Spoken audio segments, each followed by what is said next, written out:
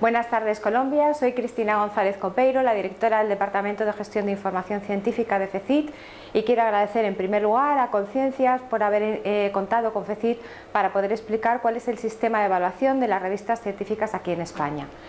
La Fundación Española para la Ciencia y la Tecnología es una fundación que depende del Ministerio de Economía y Competitividad y cuya misión principal es impulsar la ciencia y la innovación, promoviendo un acercamiento a la sociedad y ayudando a todo el sistema nacional de ciencia y tecnología.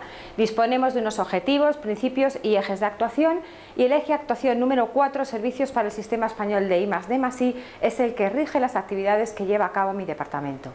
El Departamento de Gestión de la Información Científica tiene dos unidades: la unidad de gestión de recursos científicos electrónicos, donde gestionamos las dos principales licencias bibliográficas, WOS y Scopus, y llevamos el proyecto Curriculum Vitae normalizado como norma estándar para presentación en convocatorias nacionales.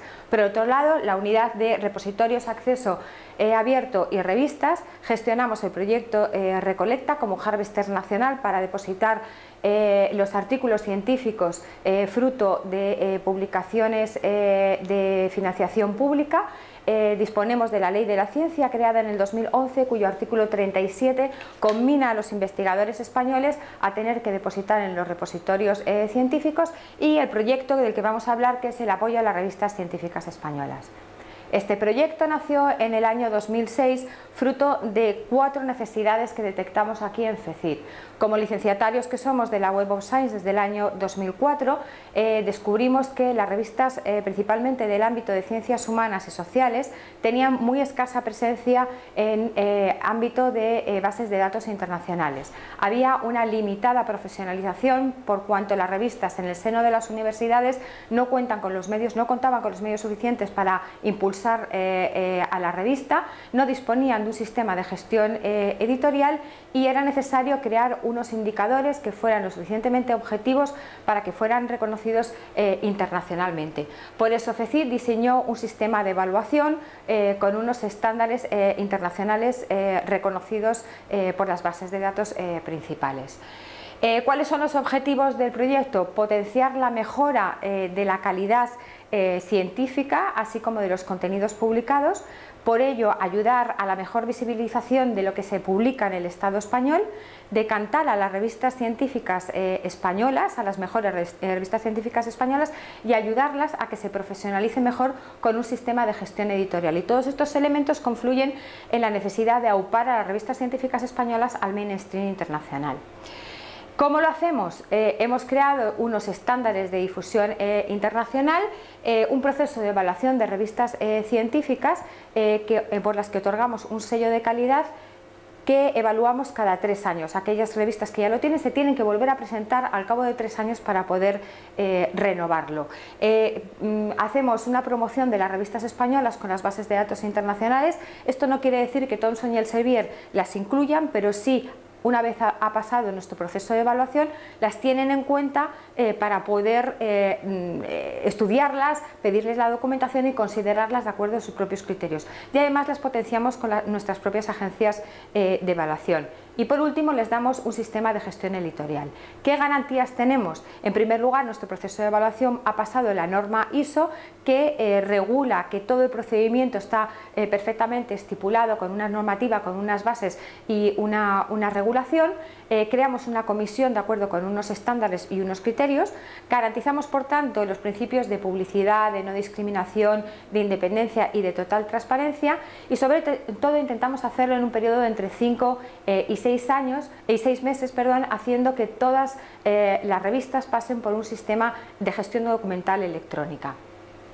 Hasta ahora, desde el año 2007, hemos evaluado cada 2 años, en el 2007, en el 2009, 11 y 13, y hemos hecho 3 procesos de renovación, en el 2013, en el 15 y en este mismo año que estamos terminando. Estamos también con la 5ª convocatoria de evaluación, y como podemos ver en las cifras que vemos aquí abajo, si bien han estado presentándose entre 200 y 400 revistas en cada convocatoria y hemos aprobado un margen de un 10%, 12%, sí que es cierto que ya en la última convocatoria, la en la cuarta, hemos visto un gran crecimiento de la calidad de las revistas españolas, que nos denota que se están esforzando muchísimo a la hora de profesionalizarse y de hacer cumplir los indicadores que regulamos. ¿Cómo hacemos el proceso de evaluación? En primer lugar, hay un registro con unos requisitos donde tienen que aportar una documentación y un formulario de autoevaluación que les sirve a las propias revistas españolas para saber de los criterios que les vamos a evaluar, cuáles van a cumplir y cuáles no van a cumplir. Es importante que nos apoyen, que nos aporten un apoyo institucional y que lo presenten a través de una solicitud electrónica. Luego, el proceso tiene dos fases. Una que es la fase de la evaluación de la calidad editorial y científica, y otra que es la evaluación por áreas temáticas. La comisión de evaluación, mantenemos el anonimato de todos los miembros de la comisión hasta el final del proceso para evitar que exista cualquier injerencia. Están elegidos de acuerdo con unos criterios determinados y se distinguen aquellos evaluadores que se encargan de la parte bibliométrica y que evalúan la calidad editorial, y luego 4 coordinadores que corresponden a cada una de las modalidades que eligen las revistas para evaluarse, y son ciencias humanas, sociales, ciencias puras y ciencias de la vida. En la última fase del proceso de evaluación intervienen ya evaluadores expertos por áreas temáticas. ¿Cuál es la metodología y los indicadores? Aquí vemos claramente la fase 1 y la fase 2. Los 12 primeros indicadores los evaluamos FECIT con los expertos en bibliometría, y el no cumplimiento de cualquiera de uno de ellos implica automáticamente la exclusión de la revista. Así como los 10 primeros son de cumplimiento sí o no, el 11 y el 12 van de acuerdo a una puntuación que ahora mismo explicaré. Y en cuanto a la fase 2, se evalúan los criterios 13 y 14. La documentación solicitada en la convocatoria son 6 puntos importantes. Los números a evaluar. De los números a evaluar, lo que es más destacable es que las revistas tienen que aportar un justificante. La imprenta nos tiene que decir que aquella periodicidad que dicen las revistas que cumplen es efectiva. La documentación sobre el flujo editorial, el listado de revisores del último año, los sumarios declarando los artículos, las bases de datos en las que están indizadas y la declaración de apoyo institucional. ¿Por qué ponemos la declaración de apoyo institucional? Porque tenemos la experiencia de que muchas revistas al principio se presentaban con el desconocimiento del vicerrector de investigación o del rector de la universidad donde se generaba la revista. Y entonces queremos que los altos mandatarios de la universidad certifiquen y son conocedores de que las revistas se presentan a nuestro proceso de evaluación. Y además, dentro de esta declaración de apoyo, especificamos que firmen y que certifiquen que la revista tiene al menos 5 años de vida, porque para poder medir el criterio 12 que hemos visto anteriormente, necesitamos las citaciones de los 5 últimos años. ¿Cómo medimos cada uno de los indicadores y cuáles son? La identificación de los miembros en los consejos de la publicación. Lo medimos con la identificación y la afiliación profesional precisa y completa. Ahí tenemos en cuenta los comités editoriales y científicos de la revista. El 2. Apertura del consejo de redacción. 1/3 de los miembros deberán de pertenecer a instituciones diferentes al organismo editor. El 3. Instrucciones detalladas a los autores. Tenemos en cuenta la existencia de instrucciones detalladas, información sobre envío y presentación de manuscritos, qué tipo de artículos son considerados por la revista, descripción del contenido, formato y extensión, y las recomendaciones que orienten a los autores en la confección de los títulos, de los resúmenes, de las palabras claves. Información sobre el proceso editorial que siguen los manuscritos y cuál es el sistema utilizado por la revista para la evaluación de la selección y los criterios de publicación. En el 4 y en el 5 indicador, que son la existencia de resúmenes y palabras claves, así como la traducción de los títulos de los artículos, palabras clave y resúmenes al inglés, los hemos unido porque es muy importante tener en cuenta que solo evaluamos aquellos artículos que sean fruto de investigación. Y aquí, en el 5, hay que tener en cuenta que deben de cumplir la traducción en inglés tanto el resumen de los artículos como los títulos, porque nos ha ocurrido en muchas evaluaciones que hay revistas que aportan el resumen en inglés de los abstracts, pero no de los títulos, porque dicen que si lo traducen se pierde la orientación temática de la revista. Nuestro indicador obliga al cumplimiento tanto de los títulos como de los abstracts en inglés. La declaración y cumplimiento de periodicidad, pues lo que explicaba anteriormente, es la publicación sin interrupciones del número de fascículos y en los intervalos de tiempo marcados según la periodicidad de la revista, avalado por el certificado que nos tiene que dar de imprenta. En cuanto al criterio número 7, arbitraje científico externo, el 50% de los expertos deben de ser externos al comité de redacción, y lo siguiente, que nos lo proporcionan a través de un listado, y el siguiente, anonimato, la existencia de instrucciones para la revisión y hoja de evaluación y la comunicación motivada de la decisión editorial. La revista nos debe de aportar un dossier que esté basado en 2 artículos que en FECIT elegimos al azar. Puede ser el primero y el segundo, el tercero y el cuarto, los que sean, los elegimos nosotros al azar y nos tienen a aportar la documentación en un dossier. El octavo, la internacionalización. El 10% de los componentes del Consejo Asesor o de los autores tienen que ser internacionales. El noveno, el porcentaje de los artículos de investigación, más del 50% de los artículos, y la endogamia de las autorías, más del 80% de los trabajos deben estar firmados por autores externos al comité de redacción.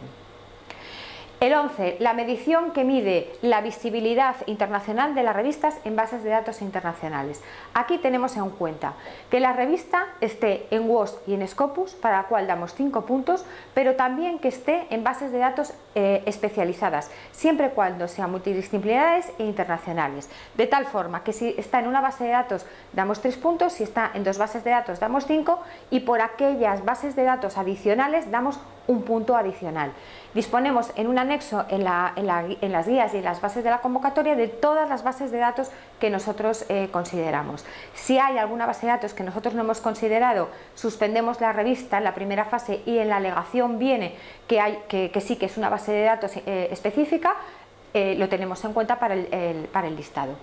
En cuanto al 12, repercusión e impacto de la revista, es quizás uno de los más importantes y el que genera mayor polémica. Lo que hacemos es dividir a las revistas que llegan hasta este punto en 4 modalidades, las 4 que he explicado, porque las revistas tienen diferente patrón de citación. De hecho, las revistas de ciencias jurídicas que están clasificadas en ciencias sociales, nosotros las evaluamos en el ámbito de humanidades y establecemos una ponderación en función a los cuartiles de WOS y de Scopus y a su presencia en Scielo, en ERIPlus y en Google Scholar Metrics. Con ello establecemos una nota de corte y un umbral. ¿Cómo lo hacemos? Aquí expongo cuáles son las puntuaciones que equivalen a los cuartiles, a la presencia de citas en WOS y en Scopus y a las otras 3 bases de datos. Llama la atención que en ERIPlus multiplicamos por 9 porque nos dimos cuenta de que la calidad de las revistas que aparecen en ERIPlus viene a equivaler al segundo cuartil de WOS y de Scopus, que está calificado con 9 puntos. Una vez establecido la puntuación se establece un corte y aquí hay una muestra de la última convocatoria según cada una de las áreas, donde vemos que la mayor puntuación equivale a la revista mayor del área con mayores puntos, y la puntuación de corte significa el umbral donde hemos cortado, en este caso corresponde al 5%. En otras evaluaciones ha sido el 2%, pero en este caso ha sido el 5% en cada una de las revistas. En los indicadores 13 y 14 miden la orientación de la revista y la estructura de la revista y los artículos de investigación. En este punto, los evaluadores por área temática son los que se encargan de evaluar el 13 y el 14 y elaboran la ficha de acuerdo a los puntos que marcamos aquí. He de decir que en el 14 se otorga un punto más si la revista cumple con la política estatal, con la política nacional de acceso abierto, de acuerdo con lo que he explicado al principio de la Ley de la Ciencia y la obligatoriedad de depositar los artículos fruto de la investigación pública. Quienes han obtenido las revistas el sello de calidad. En estos momentos hay 188 revistas, falta la 5ª convocatoria que se unirá en julio, y si atendemos por instituciones vemos que el 46% pertenecen a servicios de publicaciones y universidades, el 22% a sociedades y asociaciones y colegios profesionales, el 11% a CSIC, que es el Consejo Superior de Investigaciones Científicas, nuestro instituto de investigación más importante en España, y el 21% al resto de entidades. Atendiendo por áreas, vemos que Ciencias Sociales y Humanidades son las revistas que más se presentan. Esto liga con lo que decía al principio de mi intervención, de que detectamos que eran las revistas de estas áreas las que tenían más escasa presencia en bases de datos internacionales, pero también tenemos Ciencias Puras y de la Vida, que obtienen también un número muy importante de presencia en la convocatoria. Estos son los números que reflejan el gráfico anterior por áreas de conocimiento y por las instituciones que se han presentado. Y por último, solamente decir que todas las revistas que aprueban les ofrecemos como reconocimiento y difusión la herramienta de edición editorial basado en OJS, en el Open Journal System, una formación a todas las revistas que aprueban nuestra evaluación, les damos una formación especial, la evaluación, una consultoría especial a las revistas que han podido suspender y que quieren saber en qué han fallado, y la presencia en WOS in Scopus.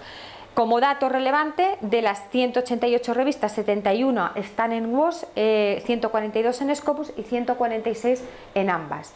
Por último, decir que gracias a los 10 años que llevamos evaluando las revistas científicas españolas, la Unión de Editores de España y la ANECA, que es la principal agencia nacional de evaluación de la calidad del profesorado en España, han elaborado un proyecto junto con FECIT para dar el siguiente paso y empezar a evaluar ahora mismo a monografías. Y nada más, esto es todo. Todas aquellas preguntas que quieran, estamos encantados de poder solucionarlas, todas las dudas que hayan surgido de la medición de los indicadores en evaluacionalce@fecit.es. Muchísimas gracias y adiós, buenas tardes.